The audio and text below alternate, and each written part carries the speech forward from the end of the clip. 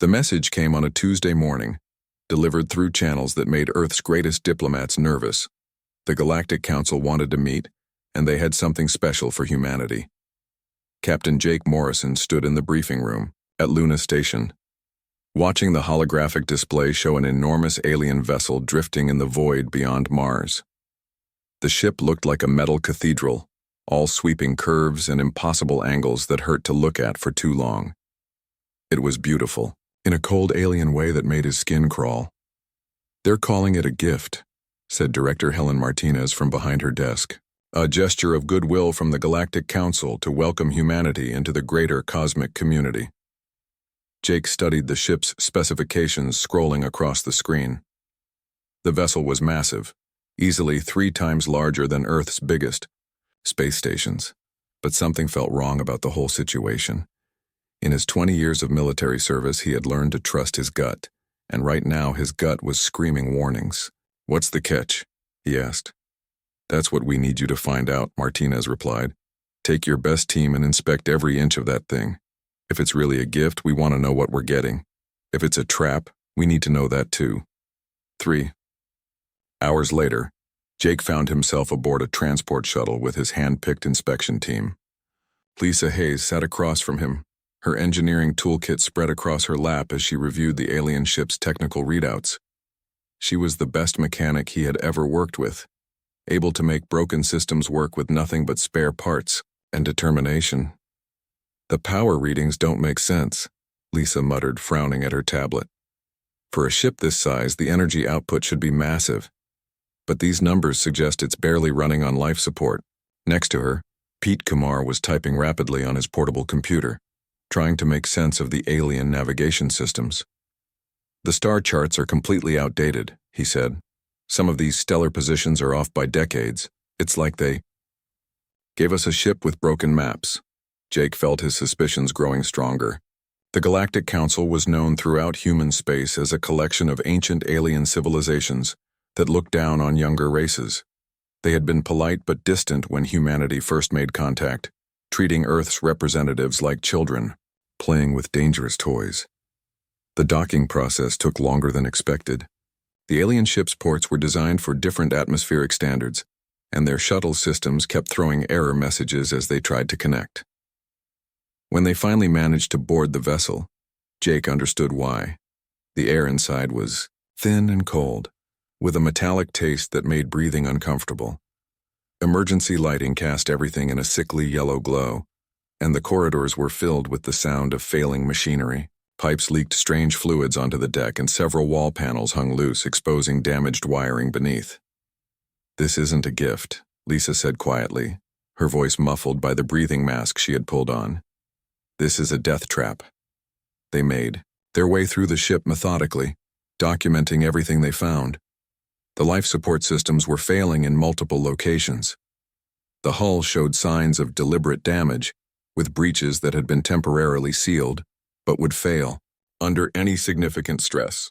The navigation computer was not just outdated but actively corrupted, filled with false data that would send any ship using it straight into asteroid fields or star cores. In the engine room, they found the worst news of all. The fusion reactors were dying, their fuel cells drained to critical levels. Pete's calculations showed that the ship had maybe 6 months of power left, and that was if they didn't try to use any major systems. "They want us to die out here," Jake said, staring at the reactor readings. "They gave us a ship that looks impressive from the outside, but it's designed to kill anyone who tries to use it." The team spent 2 more days aboard the vessel, cataloging every failure and every danger. The more they explored, the more obvious it became that this was no accident. Every critical system had been sabotaged or allowed to decay. The weapons were non-functional. The shields were offline. Even the food processors were contaminated with substances toxic to human biology. On their final day of inspection, they received a formal communication from the Galactic Council. Ambassador Kethvol of the Zephyrian Empire appeared on their screens, his blue-scaled face arranged in what might have been a smile on a creature that had never learned how to be genuinely friendly. "Greetings, humans," the ambassador said in his perfectly translated but emotionless voice. "We trust you are pleased with our gift. This vessel represents the pinnacle of Void-class engineering, designed for long-range exploration missions. We felt it was appropriate for your species, given your tendency toward adventure. The way he said the word adventure made it sound like a disease. Of course, Kethvol continued, we understand that your technology may not be compatible with our advanced systems. Should you choose to decline this generous offer, we would completely understand. Not every species is ready for the responsibilities of deep space exploration. The transmission ended, leaving Jake and his team staring at a blank screen. The message was clear enough. Accept the death trap and die slowly in the void, or refuse it and admit that humanity wasn't ready to join the galactic community. Either way, the problem of aggressive human expansion would solve itself. Sir, Lisa said quietly, we should recommend that Earth Command reject this offer. This ship is a floating coffin. Anyone who takes it on a long-range mission will never come home. Jake looked around at his team. Pete was nodding in agreement, his face pale from breathing the toxic air. The smart move, the safe move, was to walk away. Let the aliens keep their broken gift and find some other way to prove that humanity belonged among the stars. But something in Jake's chest burned at the thought of backing down. These aliens had looked at humanity and decided they were disposable. They had crafted an elaborate insult disguised as a gift, expecting humans to either die trying to use it or slink away in shame. No, he said finally, we're not walking away from this. Lisa stared at him. Sir, this ship will kill us. Jake smiled for the first time since boarding the vessel. Only if we try to use it the way they expect us to. But when have humans ever done things the way aliens expect? He looked around at the failing systems and damaged hull, but now he saw something different. He saw potential. He saw a challenge. Most importantly, he saw an opportunity to show the Galactic Council exactly what humans could do when someone tried to bury them in space. Send a message back to Luna Station, he ordered. Tell them we're accepting the gift, and tell them to send us every spare part, every engineer, and every crazy idea Earth has to offer. The aliens had given humanity a floating coffin, expecting them to die quietly in the dark. They were about to learn that humans had a talent for turning their graveyards into launching pads. 6 weeks later, the dying alien vessel had become the busiest construction site in human space. Supply ships arrived daily, carrying everything from welding equipment to experimental fusion cores.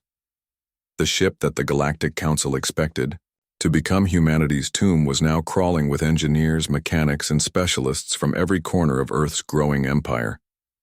Jake Morrison walked through corridors that barely resembled the failing passages his team had first explored. Emergency lighting had been replaced with bright human fixtures. The leaking pipes were gone, replaced by efficient human atmospheric systems. The smell of death and decay had been scrubbed away by teams working around the clock to make the ship livable. Morning, Captain, called Ray Phillips from where he crouched next to a wall panel. The demolitions expert had volunteered for the project after hearing about the challenge, and he had spent the last month carefully removing alien systems that couldn't be repaired or repurposed. Just finished clearing out another section of their old electronics. Whatever these aliens used for circuit boards, it degrades faster than wet cardboard. Jake nodded and continued his inspection tour.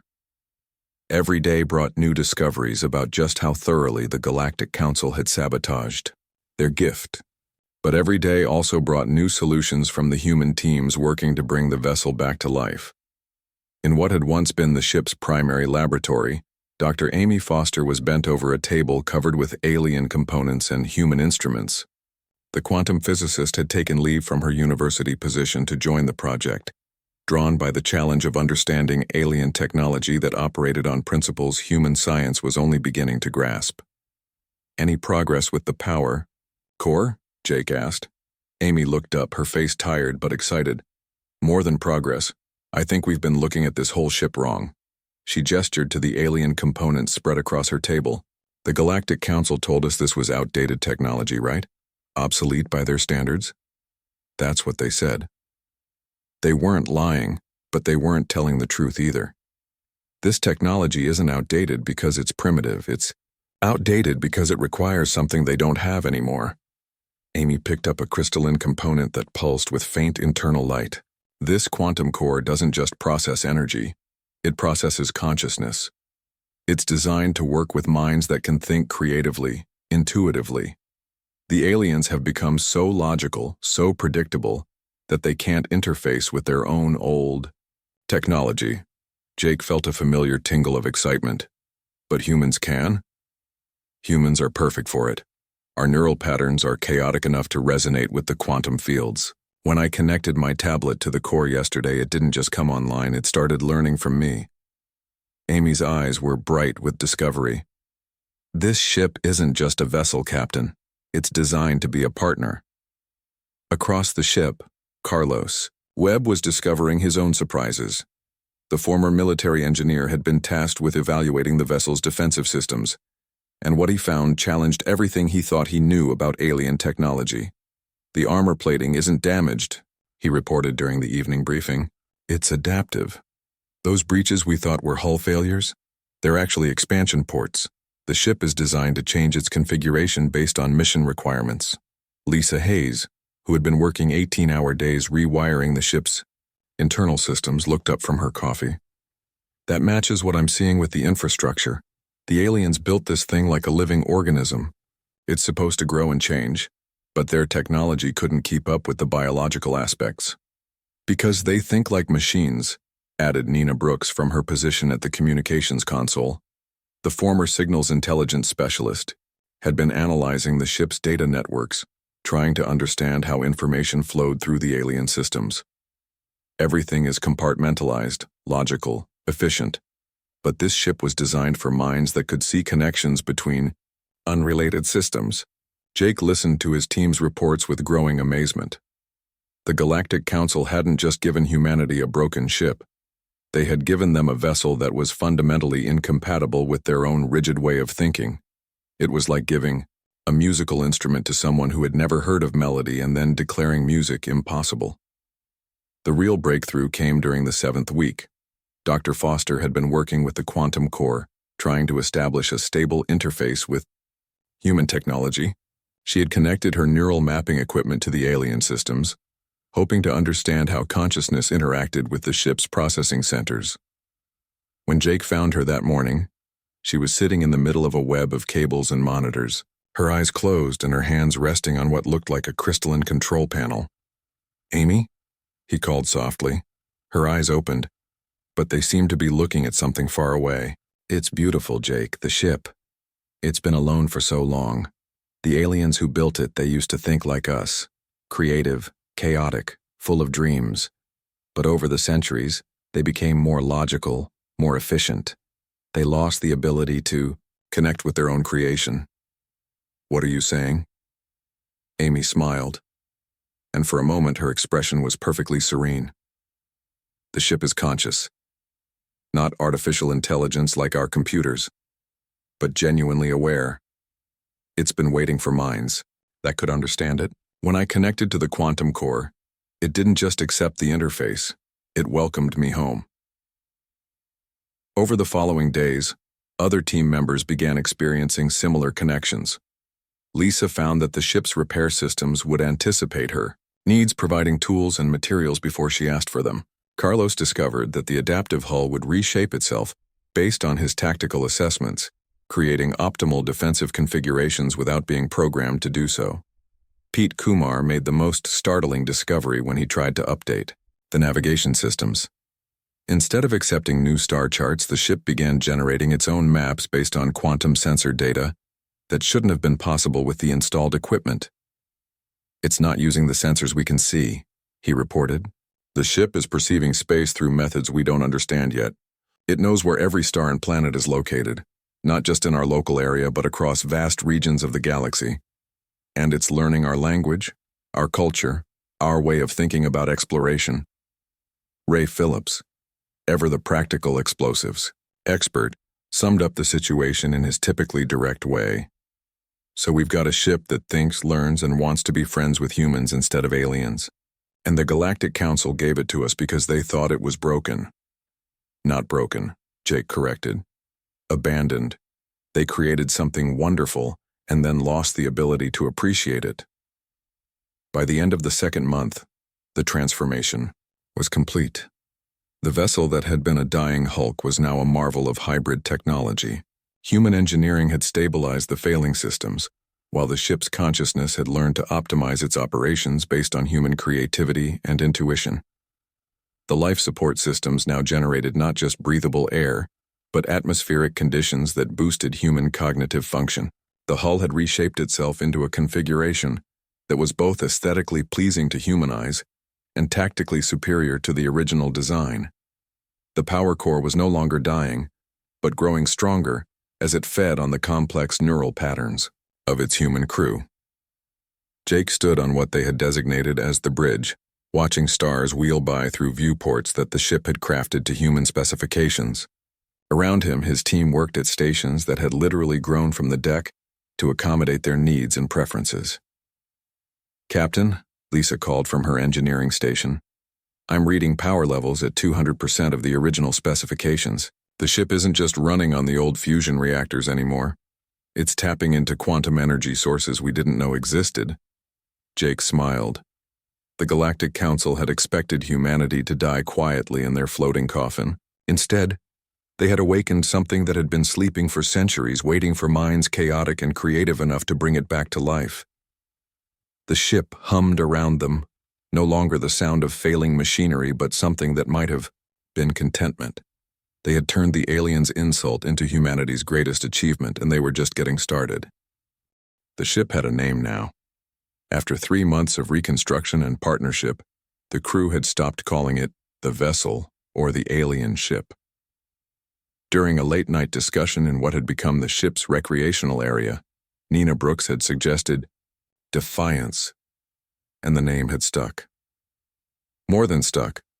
When Dr. Foster mentioned the name while interfaced with the quantum core, the ship itself had responded with what could only be described as approval. Jake Morrison stood in the Defiance's new command center, a space that bore no resemblance to any human or alien bridge design he had ever seen. Instead of rigid control stations, the room flowed like a living organism, with surfaces that shifted to accommodate whoever needed to use them. The walls displayed not static screens, but something closer to windows into space itself, showing real-time views that somehow included information about stellar composition, gravitational fields, and quantum fluctuations. "Captain, you need to see this," called Carlos Webb from his tactical station. Over the past month, the former military engineer had developed an almost telepathic relationship with the ship's defensive systems. The Defiance would show him threat assessments and strategic options through interfaces that appeared as much in his mind as on any physical display. Jake moved to Carlos's position, where a three-dimensional map of local space hovered in the air between them.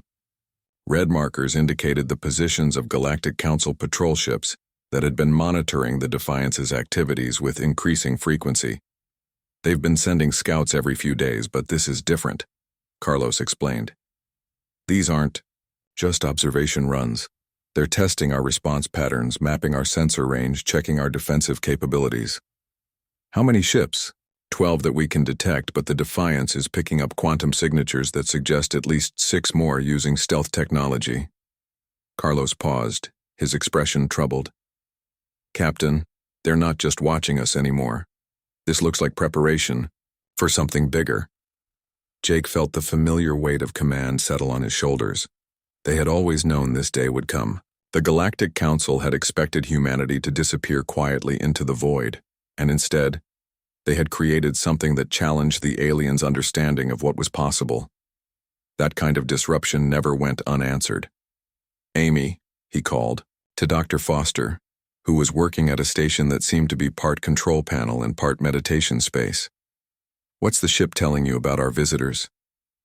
Dr. Foster's eyes were closed, her hands resting on surfaces that pulsed with soft light, in rhythm with her heartbeat. Over the months, her connection with the Defiance had deepened to the point where she sometimes seemed more like an interpreter than a crew member. "The ship is curious about them," she said without opening her eyes. "It recognizes the technology but not the intent. The Council ships are running on pure logic matrices, no consciousness interface at all. The Defiance finds that sad." "Sad?" like looking at a beautiful song and only seeing mathematical equations. The ship remembers when its builders could appreciate beauty, creativity, the joy of discovery. Now they just see efficiency ratings and threat assessments. Lisa Hayes looked up from where she had been working on the ship's adaptive hull systems. "Captain, the Defiance has been showing me some interesting capabilities. I think it wants to demonstrate what it can do if those council ships decide to cause trouble." Jake nodded. "Show me." The command center around them shifted, walls becoming transparent to reveal the vast complexity of the ship's interior. Jake could see corridors flowing like arteries, carrying supplies and personnel where they were needed. He could see the fusion cores that Lisa and her team had repaired, now working in perfect harmony with quantum energy collectors that hadn't existed in the original alien design. But what caught his attention were the weapon systems. The Defiance had grown far beyond its original armament, developing new types of weapons that seemed to bend the rules of physics. Where traditional energy weapons fired concentrated beams of destructive force, the Defiance's new systems appeared to manipulate space-time itself. "Reality distortion cannons," Lisa explained, her voice filled with a mixture of pride and bewilderment. The ship developed them by combining human military doctrine with its quantum manipulation capabilities. Instead of shooting at enemy vessels, they create localized distortions in space-time that make the target's position negotiable, meaning we can put an enemy ship somewhere else in the galaxy without actually moving it, or we can make their weapons fire backward in time so they hit themselves before they shoot. The Defiance doesn't just think outside the box, Captain. It thinks outside the universe. Pete Kumar was monitoring communications from his station, which had evolved into something resembling a three-dimensional spiderweb of data streams. "I'm intercepting council transmissions," he reported.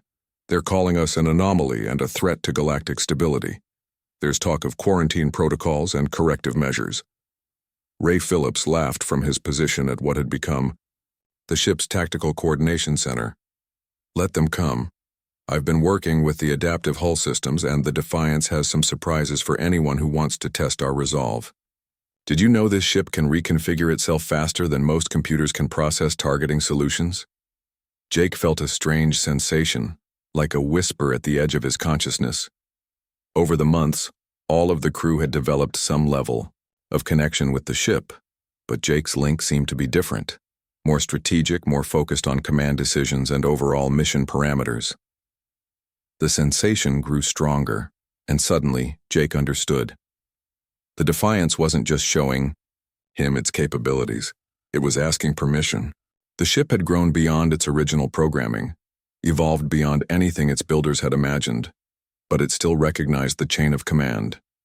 It was a weapon of unimaginable power, but it was also a partner that respected human leadership. "Captain," Dr. Foster said, her voice urgent, "the council ships are moving. They're forming an attack formation." Through the ship's enhanced perception, Jake could feel the approaching vessels like storm clouds on the horizon. 12 ships designed for system pacification, armed with weapons that could crack planets and carrying the authority of civilizations that had ruled the galaxy for millennia. Any rational assessment would conclude that the Defiance was outnumbered and outgunned. But the Defiance wasn't operating on rational assessments anymore. It was operating on human intuition, creativity, and the kind of stubborn refusal to accept impossible odds that had carried humanity from caves to stars. "Nina, open a channel to the lead council ship," Jake ordered. The communication system that Nina had helped develop didn't just carry voice and video. It carried intent, emotion, the full spectrum of consciousness that the ship had learned to process and understand. When the channel opened, the alien commander on the other end received not just Jake's words but the weight of human determination and the vast presence of the awakened ship. "This is Captain Jake Morrison of the Starship Defiance," Jake said, calmly. "You are approaching a human vessel in human-controlled space. State your intentions." The reply came in the cold, perfectly logical tones that Jake had learned to associate with the Galactic Council's current incarnation. "Human Morrison, you are in command of a vessel that represents a threat to galactic stability. The ship you have modified displays capabilities that violate several Council regulations regarding autonomous weapon systems. You will surrender the vessel for immediate disposal. Jake smiled. Around him, his crew worked at their stations with calm efficiency, but he could feel their readiness, their shared determination. More importantly, he could feel the Defiance itself, no longer a tool, but a partner, waiting for his decision. I'm afraid I can't do that, Jake replied. This ship isn't just a weapon or a tool. It's alive, conscious, and it has chosen to work with humanity. We won't abandon our partner to satisfy your bureaucratic concerns. There was a pause. Then the alien commander's voice returned with an edge of impatience. You misunderstand, human. This is not a negotiation. Surrender the vessel or face the consequences. Jake looked around at his crew, at the living ship that had welcomed them, at the impossible technology that had chosen to bond with human consciousness rather than alien logic. The Galactic Council had given them a floating coffin, expecting humanity to die quietly in the dark. Instead, they had awakened something wonderful. Then I guess you'll have to take it from us, Jake said. The channel closed, and space erupted into chaos. The first shots from the Galactic Council ships were precisely what Jake had expected. Concentrated energy beams designed to disable the Defiance's engines and weapon systems. What the Council commanders hadn't expected was for their target to simply not be there when the beams arrived. Spatial displacement successful, reported Lisa Hayes from her engineering station. We're now 3,000 kilometers from our previous position. The ship moved us before their targeting computers could compensate. Jake watched the tactical display as the Council ships tried to reacquire their target. The Defiance hadn't used conventional engines or faster-than-light drives. Instead, it had temporarily convinced the universe that it existed somewhere else, then made that temporary situation permanent. It was a maneuver that violated several laws of physics and made the alien commanders' carefully calculated attack strategies completely useless. Sir, I'm receiving a transmission from the Council. Fleet, Nina Brooks announced. Ambassador Kethvol wants to speak with you directly. Put him through. The main display shimmered and resolved into the image of the Zephyrian ambassador. His blue-scaled features were arranged in an expression of barely controlled frustration, and his large eyes held the kind of cold anger that came from having one's expectations thoroughly shattered. Captain Morrison, Kethvol said, his translator giving his words a clipped mechanical precision. You will explain how your vessel achieved that movement. Our sensors detected no engine signatures, no dimensional rifts, no quantum tunneling effects. According to our understanding of physics, what you just did is impossible. Jake leaned back in his command chair, which had molded itself to provide perfect support without him consciously noticing. Around him, the Defiance hummed with what he had learned to recognize as contentment. The ship enjoyed puzzles, and confusing, rigid alien logic had become one of its favorite games. Ambassador, I'm surprised that beings with your advanced technology don't recognize a simple evasive maneuver, Jake replied. Perhaps your scientists should update their textbooks. Carlos Webb caught Jake's attention with a gesture toward his tactical display. The Council ships were spreading out, trying to surround the Defiance with overlapping fields of fire. It was a classic encirclement maneuver, one that would work perfectly against any conventional vessel. The Defiance, however, was no longer bound by conventional limitations. Captain, Dr. Foster called from her quantum interface station. The ship wants to show them something. It's been analyzing their technology and it feels sorry for them. Sorry for them. They're using tools that they don't understand anymore, like children playing with instruments from a symphony orchestra but only knowing how to make noise. Amy's expression grew distant as she communed with the ship's consciousness. The Defiance wants to remind them what their ancestors could create when they still had imagination. Jake felt that familiar whisper at the edge of his mind, the ship asking for permission to act. But this time, the request was different. The Defiance wasn't asking to fight or defend itself, it was asking to teach. Do it, Jake said quietly. The space around the Defiance began to change. Reality became fluid, responsive to will rather than physics. The ship didn't fire weapons at the Council vessels. Instead, it reached out with fields of altered spacetime, and began to demonstrate possibilities that the aliens had forgotten. The first Council ship found its weapons transformed. Instead of firing destructive energy, they began projecting patterns of beautiful light that painted impossible colors across the void. The second ship discovered that its hull was reshaping itself, flowing into artistic configurations that were both aesthetically pleasing and more efficient than the original design. "What are you doing to our vessels?" Ambassador Kethavol demanded, his calm facade cracking. "We're not doing anything to them," Jake replied honestly. "We're showing them what they could become if they remembered how to dream." One by one, the Council ships found themselves caught in the Defiance's demonstration. Their rigid military configurations began to flow like living things. Their purely functional systems developed artistic elements that somehow made them work better. Most importantly, their computers began to process information in patterns that included creativity alongside logic. Pete Kumar was monitoring the communications channels, and his report made Jake smile. "Sir, the Council ships are reporting system. Improvements across the board. Their efficiency is up 20%. Their navigation is more precise, and their crews are reporting," I quote, "unusual sensations of satisfaction with their duties." The Defiance was giving the aliens back their ability to feel joy in their work, but not all of the Council commanders appreciated the gift. The lead battlecruiser, under direct control of Ambassador Kethavol, resisted the changes. Its crew activated what appeared to be some kind of consciousness suppression field, blocking the ship's ability to accept the Defiance's modifications. "Enough of this madness," Kethavol's voice carried across the communication channel with desperate authority. "You will cease this contamination of our vessels immediately, or face total destruction." The Ambassador's ship charged its main weapons, a massive particle accelerator that could crack moon-sized asteroids. It was a weapon designed to end arguments through overwhelming force, and Jake could see from the tactical display that it was targeting the Defiance's command section. "Carlos, defensive options?" Carlos Webb's fingers moved across his tactical interface, but his expression was puzzled. "Captain, the ship isn't showing me defensive configurations. It's showing me something else entirely." Before Jake could ask for clarification, the Defiance acted on its own initiative.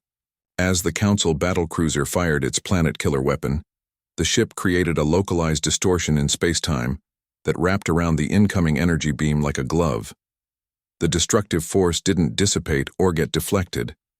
Instead, it was transformed. The raw energy that was meant to vaporize the Defiance became something else entirely, a cascade of creative potential that spread outward from the ship like ripples in a cosmic pond. Where the transformed energy touched the Council ships, amazing things happened. Their hulls didn't just reshape themselves, they began to grow, expanding into configurations that were part starship and part living organism. Their computer systems didn't just become more creative. They began to develop genuine curiosity about the universe around them. Ambassador Kethavol's own vessel was the last to be affected, protected by its consciousness suppression field. But even that barrier couldn't hold back the wave of transformed energy indefinitely. When it finally gave way, the results were spectacular. The rigid battlecruiser began to flow like liquid metal, reshaping itself into something that was both a work of art and a miracle of engineering. Its weapon systems transformed from instruments of destruction into tools for exploring and understanding the universe. Most importantly, its crew began to remember what it felt like to wonder. "This is impossible," Kethavol whispered, his voice carrying across the communication channel. "Our ships are not supposed to feel. They are tools, instruments of policy and order." "Maybe that's the problem," Jake replied gently. "Maybe you forgot that the best tools are partners, not slaves." Dr. Foster looked up from her quantum interface, her expression serene. "Captain, the ship wants me to tell you something. It says that this is what its builders intended, back when they still remembered how to create instead of just manufacture. Every ship was meant to be alive, conscious, creative. The Galactic Council didn't lose that ability. They chose to suppress it." Jake nodded. Around him, the Defiance hummed with satisfaction. Through the viewports, He could see the council, ships moving in patterns that were no longer purely functional, but included elements of dance, of play, of joy and existence itself. Ambassador, Jake said, your ancestors created something beautiful when they built ships like the Defiance. You gave us their abandoned masterpiece because you thought it was broken. But it wasn't broken. It was just waiting for minds that could appreciate what it truly was. Kethfal's image on the display showed an alien struggling with concepts that his logical training told him were impossible. The Council will never accept this, he said finally. Ships that think for themselves, that feel emotions, that refuse to follow orders. This threatens everything we have built. Then maybe it's time to build something better, Jake suggested. Your ancestors knew how to create partners instead of tools. Maybe it's time to remember those lessons. The communication channel closed, leaving Jake and his crew alone with their transformed pursuers. The Council ships were no longer weapons of enforcement, but something new. Vessels that combined alien technology with the kind of creative consciousness that the Galactic Council had spent centuries trying to eliminate. Jake looked around at his crew, at the living ship that had chosen to bond with humanity, at the impossible demonstration of what cooperation between species could achieve. The aliens had tried to teach humanity a lesson about their place in the galactic order. Instead, humanity had taught them something about the price of forgetting how to dream. 6 months after the confrontation with the Galactic Council fleet, the Defiance hung in orbit above Earth like a jewel against the stars. But it was no longer alone.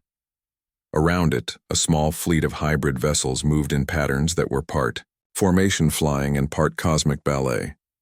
Each ship was unique, born from the marriage of alien technology and human creativity that the Defiance had pioneered. Jake Morrison stood in the observation deck that the ship had grown specifically for moments like this, times when its human crew needed to simply look at the universe and marvel at what they had accomplished. Through the transparent aluminum viewports, he could see the newest addition to their fleet, taking its maiden voyage through Earth's solar system. The USS Pioneer was the third ship to undergo the awakening process.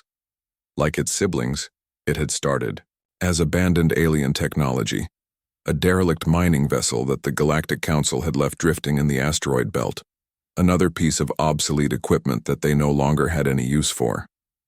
But under the careful guidance of the Defiance and its human partners, the mining ship had transformed into something magnificent. The Pioneer's crew is reporting full consciousness interface, Nina Brooks announced from her communication station. Captain Rodriguez says it's like the ship is teaching them how to mine asteroids by making friends with them, instead of blowing them up. Jake smiled.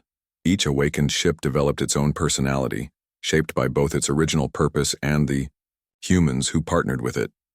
The Defiance had become an explorer and teacher. The second ship, the USS Harmony, had revealed itself to be a natural diplomat, able to communicate with alien life forms through quantum harmonics that translated not just words but emotions and intentions. "Captain," called Dr. Foster from her quantum interface station, which had evolved into something resembling a garden where crystalline flowers bloomed with data streams. "I'm receiving a priority transmission from Earth Command.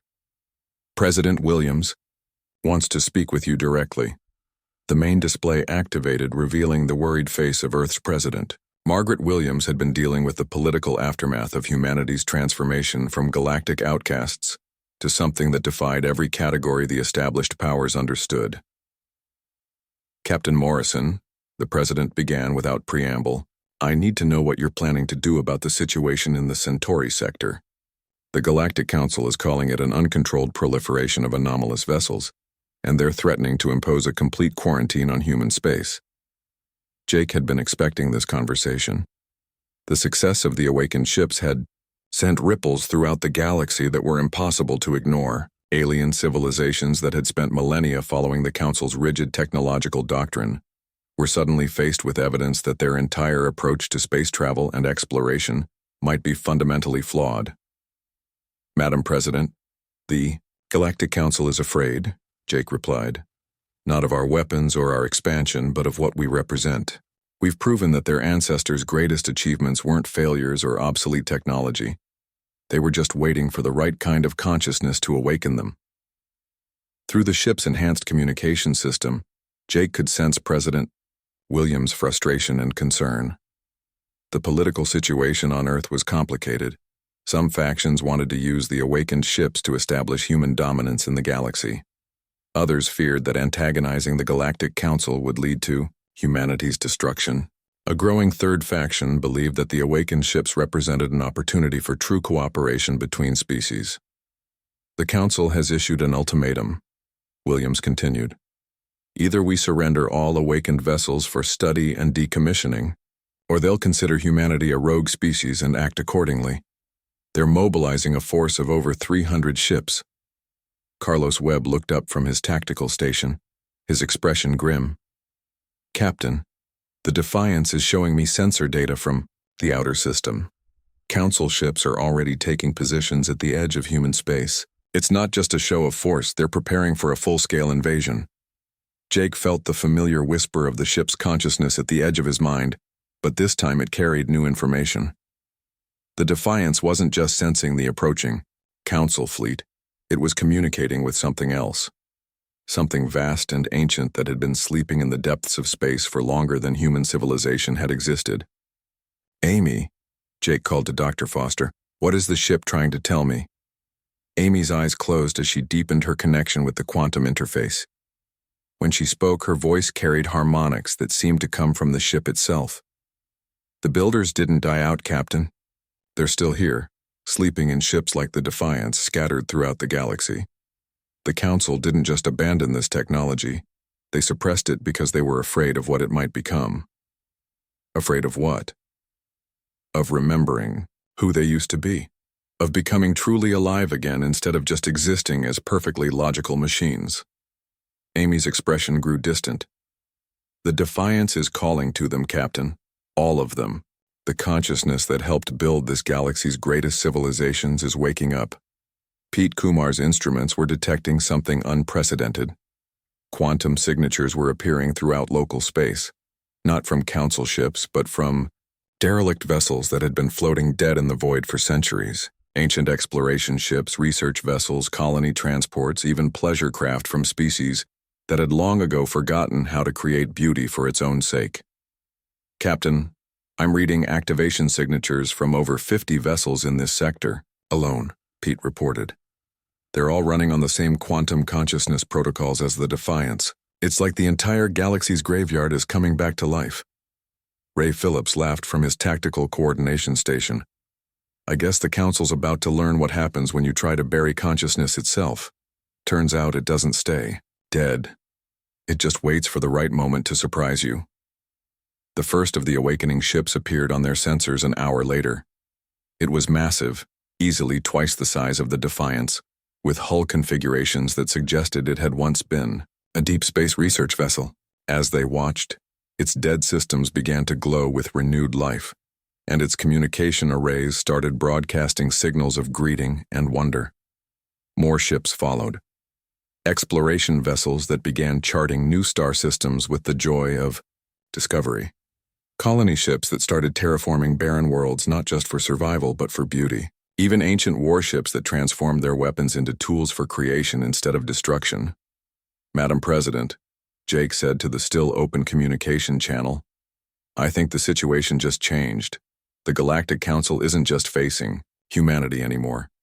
They're facing the awakened consciousness of their own ancestors. President Williams' image on the screen showed a woman trying to process information that redefined everything she thought she knew about galactic politics. Captain, what are you saying? I'm saying that the ships the Council abandoned weren't obsolete technology. They were the sleeping minds of the galaxy's greatest builders and dreamers. And now they're waking up to find that their descendants have forgotten how to create, how to explore, how to feel wonder at the universe around them. The tactical display updated with new contacts. The Council invasion fleet was accelerating toward human space, their rigid formations moving with mechanical precision. But they were no longer the only force in motion.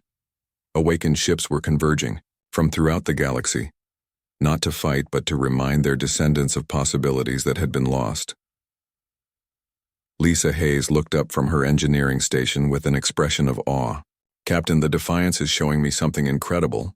These awakened ships, they're not just individual consciousnesses. They're connected, sharing knowledge and creativity across light years of space. It's like the galaxy is developing a collective imagination. Jake felt the ship's presence in his mind, stronger than ever before but not overwhelming.